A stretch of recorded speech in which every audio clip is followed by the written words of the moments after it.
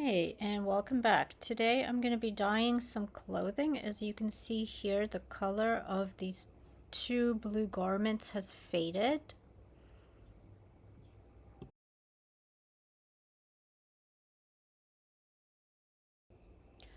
There's actually a couple of more things I'm doing in this video. One is that I purchased a backpack secondhand. As you can see, it has some stains. And I'm going to be giving it a bath. Now, the label says absolutely do not do this, dry clean only.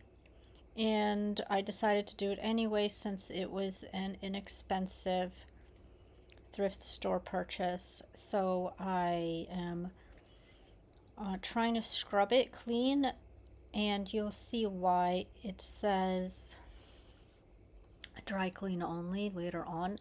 You can start to see how dark the water is turning, and that's not just dirt.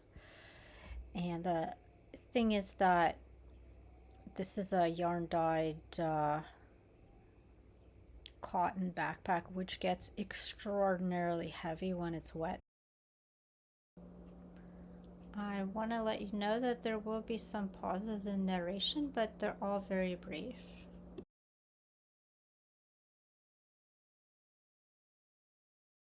Here I am back to the dyeing. I'm doing several things at the same time. I put soap on the dirty spots and I'm letting that sit while I'm doing the dye bath for two blue garments.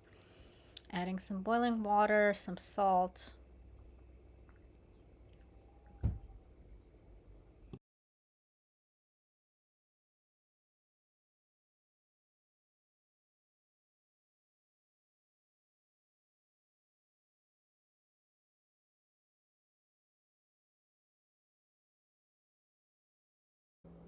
In the second half of the video, I'll be painting my kitchen, and also I'll be talking more about the apartment in which I live, this one as well as the last one, which was the focus of my last episode.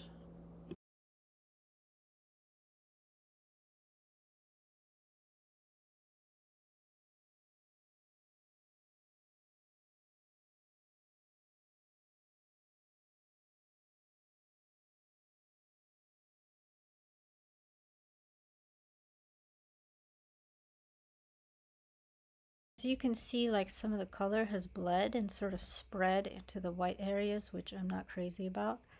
I think the overall pop of the colors diminished a bit, so the overall look is that it's a bit more washed out, and as you can see, more and more color is coming out of the threads, which I'm not happy about. I don't really know if I would do this again. The stains that I was treating did get better, though I probably should have just spot treated them and just washed. That step stool is great for keeping the shape of the bag rectangular while it's drying. There's the stain, which is much lighter now, and you can see uh, it still has a lot of color that it's getting rid of. Then I'm gonna throw these in the mini wash with a towel. Now, once I do a dyeing like this, and I have done this tank top several times already because I do like to wear it. Here's the final product. Now, when I do these, I will not wash them again even with darks, because I'm afraid that it's gonna bleed everywhere. There's a hole there, meaning that I'm probably gonna have to throw this away very soon, but I've had this shirt for many years. Now, what happened here with the kid's sweater is you could see it's got like these black marks, which is where the dye settled, because the way it was hanging, those were like the concentrated areas. So I thought I'd ruined it, but after a wash, it evened out and it's fine. So this is now going to be a stretch of stain treating laundry, and I'll share with you what I like to use for this. And I have tried every single stain remover there is, like a spray or like Shout or OxyClean or what have you. And I don't like any of them. The OxyClean spray was leaving holes, like I would notice there was little tiny holes, and maybe that's because I didn't wash it in time or what. Most of the time I do get to it within a reasonable time, like the same day usually, but I don't want to take that chance. I've also used Shout, and I feel like Shout actually sets in the stain. It will get rid of some of the stains, but then certain ones it will just turn it a different color and set it so hard that absolutely nothing else will get it out. So my method is Fells Naphtha soap for the stain area. That works for most things like blood or juice or whatever. By the way, pro tip, the thing that will work for any organic juice. Now, I don't know about like pasteurized juice. I think it will still work, but like berries, so or fruit. My kids eat a lot of fruit, berries, and they will completely destroy their clothing with it. And all you have to do, you don't even need soap or anything. You just need boiling hot water and pour it over, and the stain will be gone. Or it will be almost completely gone, and then you could treat it. So, that's what I do for berry stains is I'll just pour boiling water on them. For most other stains, what I do is I have a bowl of water with a lot of dish soap in it, and that will take care of most of greasy spots. But if there's color in there, then I will add the Fowl's Naphtha soap on a toothbrush. So most of these are a combination of the dish soap for the grease and the Fowl's Naphtha for like everything else.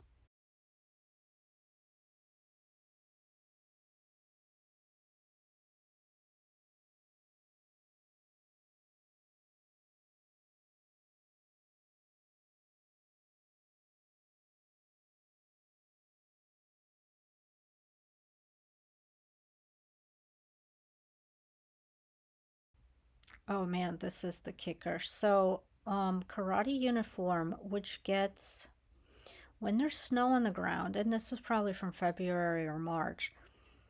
My kid will walk home in these, and I don't want to change him. I know people would say like, "Oh, why don't you just change him before you go outside?" Well, he doesn't want to change in the lobby, which is like the only place to change. And to get him back in the bathroom, we have to walk through a class that's in session to get to the back of the gymnasium.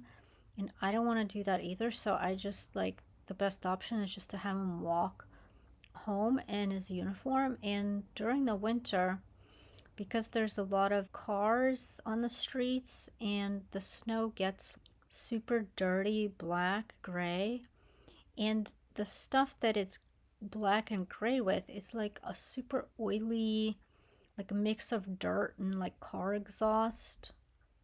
And by the way, if you have lived in a large city, you'll notice that there's like this black grime. If you leave your windows open, this black grime just forms everywhere. Like the dust is not the type of dust you could just wipe away.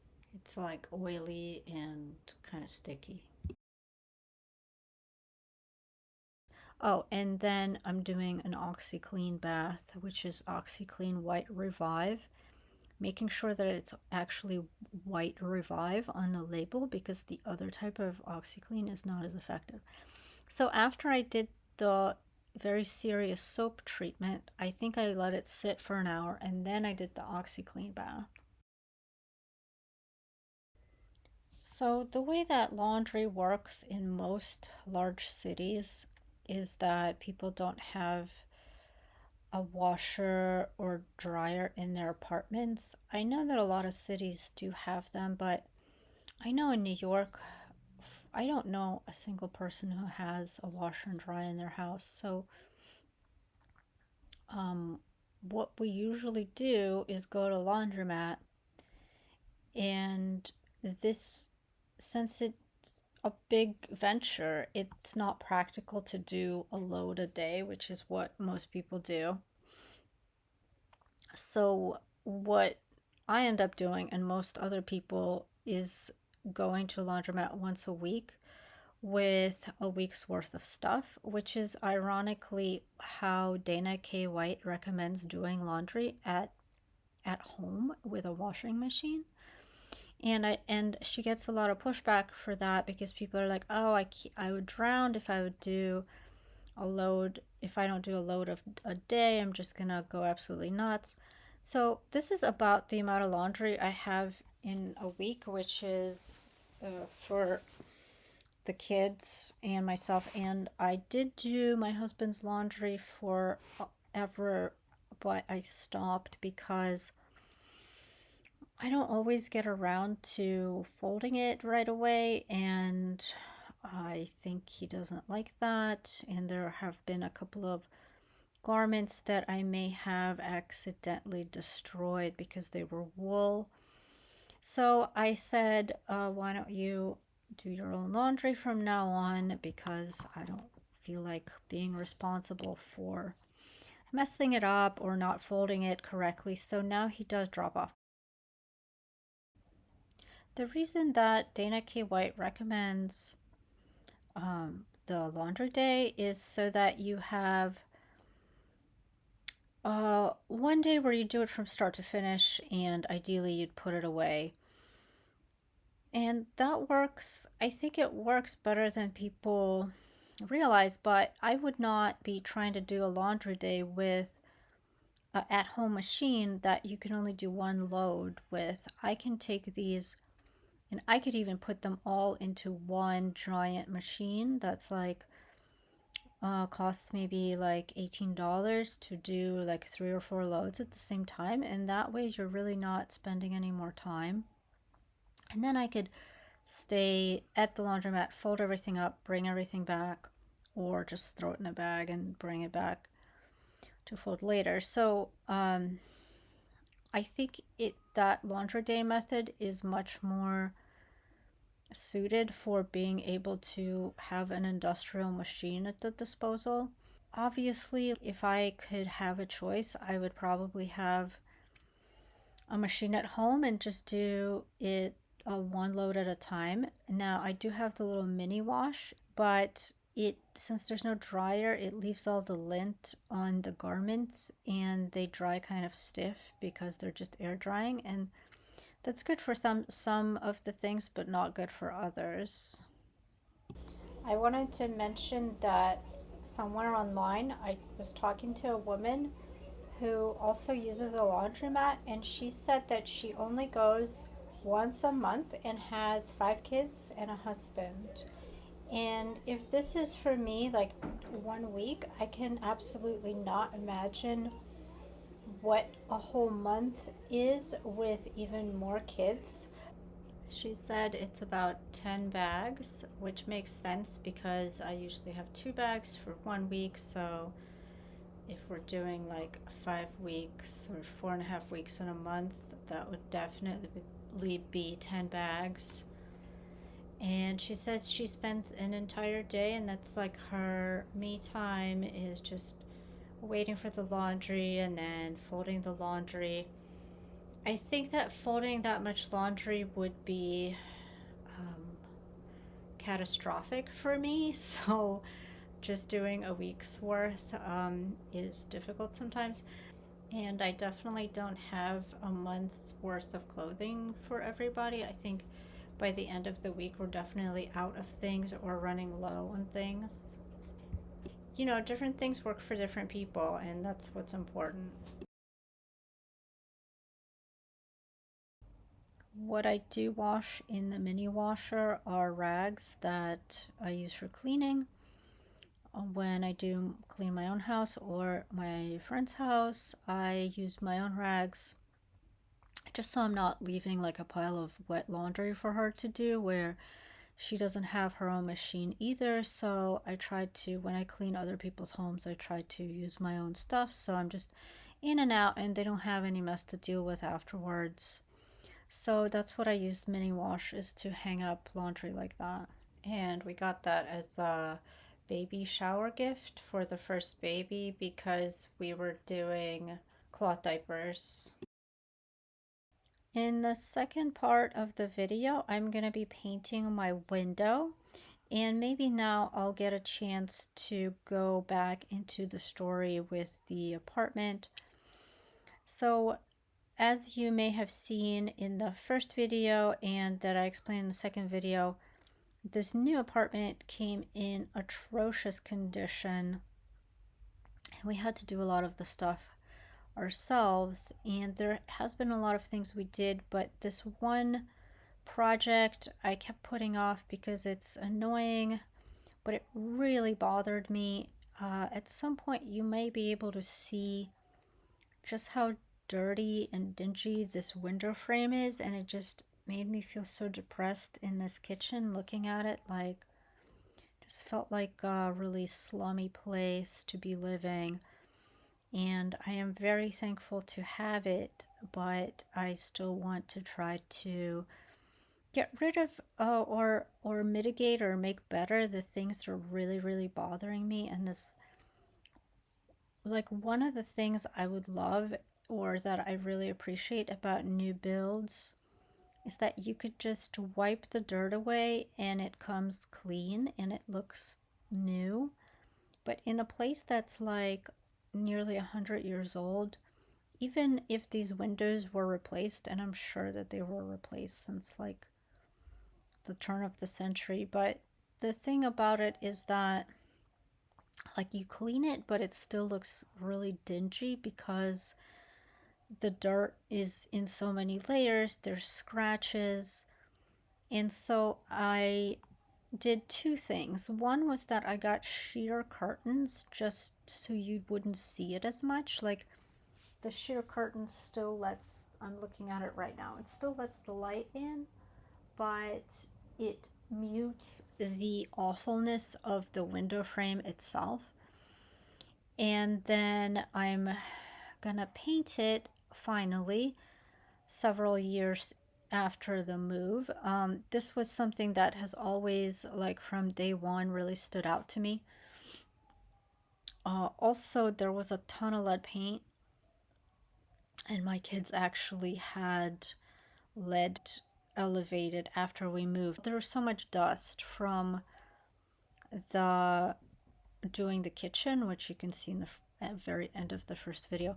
We kicked up so much dust because we also like got a lot of the paint off. We got the tile back, the tile in the kitchen, the backsplash, we got it back to its original color, or whatever, not color, what is it called, to its original tile. So it had like layers and layers of paint, but also wallpaper over it. So it'd be like 10 years of paint and then like 10 years of wallpaper and then another like 20 years of paint. So in the process, there was a lot of dust in the air, and I wasn't sure about the lead content. I mean, I kind of had to assume it was there. The owner didn't, I mean, he didn't know or didn't want to know, but I was testing the kids anyway for lead because my oldest had elevated lead, and that we believe came from his dad's work. In a second, you'll see the close-up of how bad the window was before it was painted. So he worked a lot with brass. And I tested, like, the kid had high lead, not dangerously high, but elevated. And I tested everything in the house, and I was like, where is this lead coming from? And that was the old apartment that's featured in the first video and talked about in the second video. And I found some filings and I put them in the tester for lead, and it like turned black instantly. So I was like, oh, this is the problem. So we just took more measures. Like, we had my husband's clothes washed separately, and we had it like, I don't know, we had him like change right away and things like that. By the way, he had elevated lead also. I made him go to Connecticut and go to Quest Lab to find out, because he didn't have health insurance. But since the kids were had a high test result, and he worked with this stuff day in day out, like filing brass fixtures and things like that. um, I made him get tested, and his was like also elevated but not super dangerous.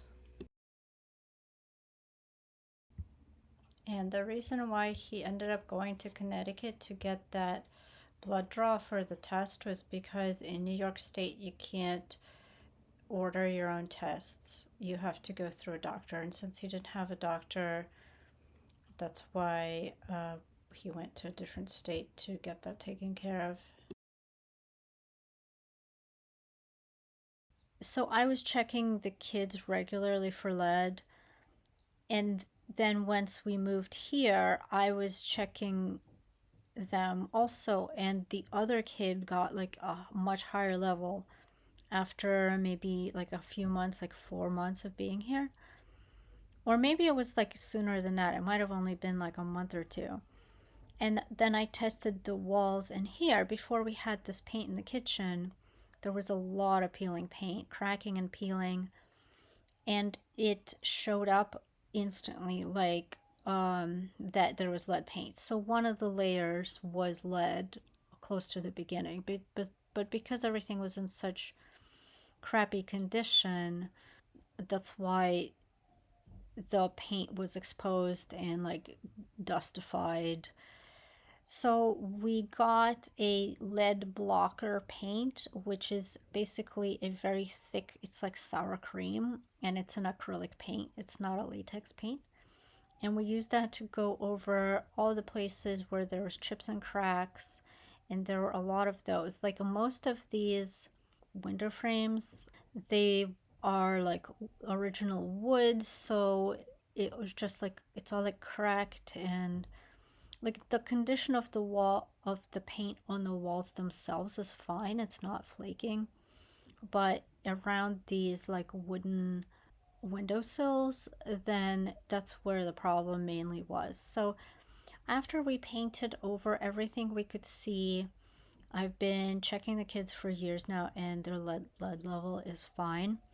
I mean, it went down by itself like within a few months, and it's been fine ever since. And I don't see any places in the house where the lead is exposed or getting like airborne. So we took care of that. It would not have been possible to really get this place to like completely remove the lead. So we took it upon ourselves, like most projects, to solve the problem. Basically, we either have to solve the problem ourselves or move out. Having had very little options because of credit history for one of us, it was going to be completely impossible to acquire an apartment through regular means. For example, the previous apartment, even though I have really good credit, I wasn't making enough at the point to really afford it because everywhere requires like 40 times rent to be the income. And I don't know who makes 40 times rent, and I don't know how people get apartments. I've always been in a roommate situation where, or some kind of weird like apartment share where each room was rented out separately and they didn't really care about the history. So credit history or income, is just like a lot more relaxed. But if you're trying to get your own apartment in New York City, you usually have to have 40 times rent and have really good credit. Now, one of us has really good credit, the other one has no credit, and one of the person with no credit makes the money while the person with the credit makes no money. So it puts us in this situation where it's really hard to rent. So to get the previous place, which I got for us, I had to ask my employer to exaggerate how much I was making. And he agreed to do that because he's a human being who understood that people need to live somewhere. So he just wrote a letter saying how much I make. Now, which was more than what I actually made, just for the purposes of acquiring this apartment. Now, that may seem really sketchy, but I don't know how else you're supposed to do it unless you have, I don't know, a cosigner, right? A cosigner is another option, but it wasn't really an option for me. I think I did have to get a cosigner with like my first apartment when I was like in my 20s in college. Um, so yeah, it makes it very difficult for people to find housing.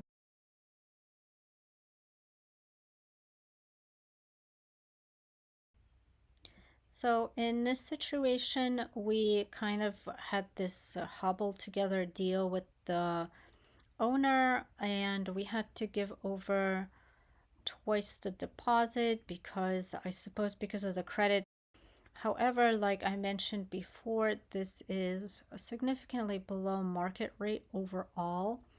So even though it drained us when we initially moved, this has been a very affordable place that I'm really grateful for. Even though it has these extreme quirks, which I thought that I would have more time to talk about.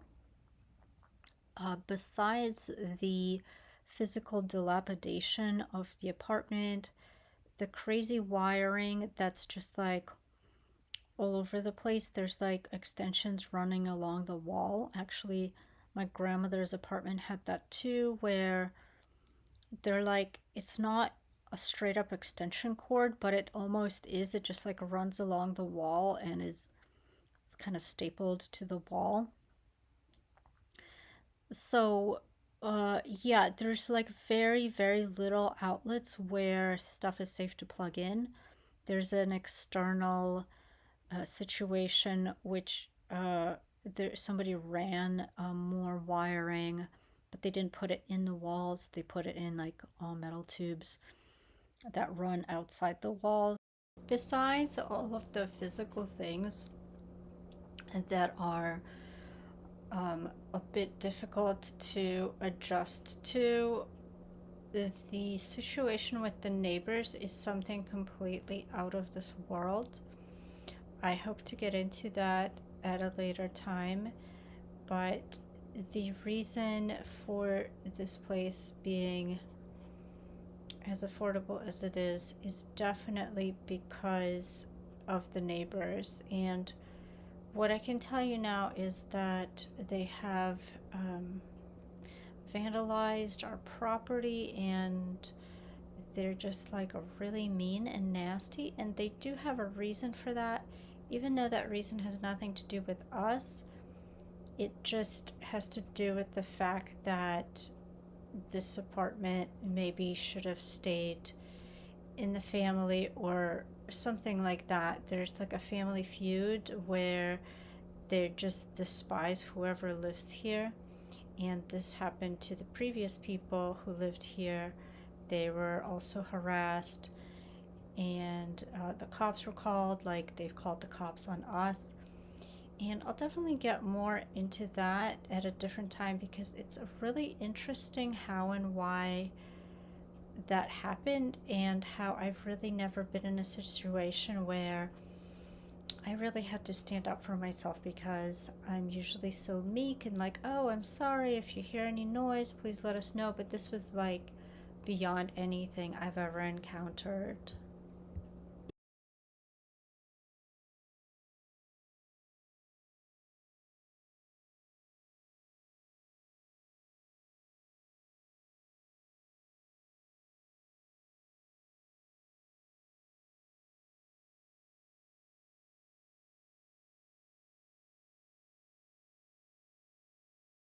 Oh, here's the end result. It I don't know if you could tell, but it just doesn't look as bad now. It still isn't perfect, but it like doesn't look super slummy. You can see like the cracks and everything. There's nothing to be done for that.